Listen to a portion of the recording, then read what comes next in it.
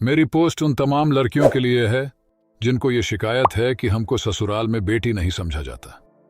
पहले ये जानना जरूरी है कि बेटी थी तब क्या रोल था आपका घर में। आप आराम से उठती थी, देर तक सोती रहती थी, खाना चाय नाश्ता सब मम्मी बना देती थी, बाकी काम मेड करती थी। कभी कभार आप घर के काम में हाथ बंटाती थी।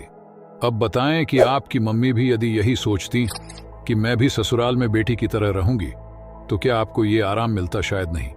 शादी से पहले आप माँ बाप की जिम्मेदारी है, इसलिए वो आपकी गलतियों को नजरअंदाज करते हैं। शादी के बाद आपके ऊपर भी आपकी माँ की तरह जिम्मेदारी आती है, तो आपको भी वो करना होगा जो माँ घर में करती थी। हमने लोग अपनी शादी से पहले की जिंदगी खूब ऐश के साथ काट कर आते हैं। अब जब हम पर जिम्मेदारी आई तो घबराना क्यों शिकायत करना? अब मुझे बताएं, यदि आप पीहर आए, आपकी भाभी देर तक सोती रहे, मम्मी रसोई में काम करें, तो क्या आप उस भाभी की तारीफ करेंगी? कभी नहीं। आप माँ से कहेंगी कि आप क्यों रसोई में खटती है, भाभी को करने दिया करो। कौन लड्डच की ऐसी है जो भाभी से ये कहे कि भाभी आप खूब आराम करो, मम्मी सब कर लेगी?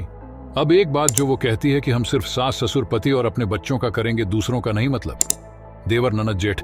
अब इसका मुझे जवाब दें कि आपके भाई की शादी पहले हो गई और भाभी आ गई, वो सबका खाना बनाए और आपका नहीं, तो क्या आप या आपके माँ बाप को सहन होगा? बिल्कुल नहीं। इसीलिए यदि जो आप चाह रही हैं वो आपकी भाभी आपके साथ करे तो बुरा नहीं लगना चाहिए। आपको अपनी ननद, उनके बच्चों का आना बुरा लगता है, तो आप भी सोच लीजिए आपकी भाभी भी आपके आने से खुश नहीं होगी। कभी सोचा है आपने अपनी माँ को घर में पीहर की तरह महसूस करवाया है? यदि नहीं तो आप कैसे उम्मीद करती है कि आपको महसूस हो? क्या माँ ने कभी ये शिकायत की कि मुझे जल्दी उठना पड़ देता था, काम करना पड़ देता था? शायद कभी नहीं। वो तो सर दर्द होने पर भी आप लोगों के लिए खाना बनाती थी। हर जगह का अपना महत्व है, इसलिए दोनों को महत्व दीजिए। जो लड़कियां समझती हैं वो तारीफ के काबिल हैं। मिलते हैं नेक्स्ट वीडियो में, तब तक के लिए धन्यवाद।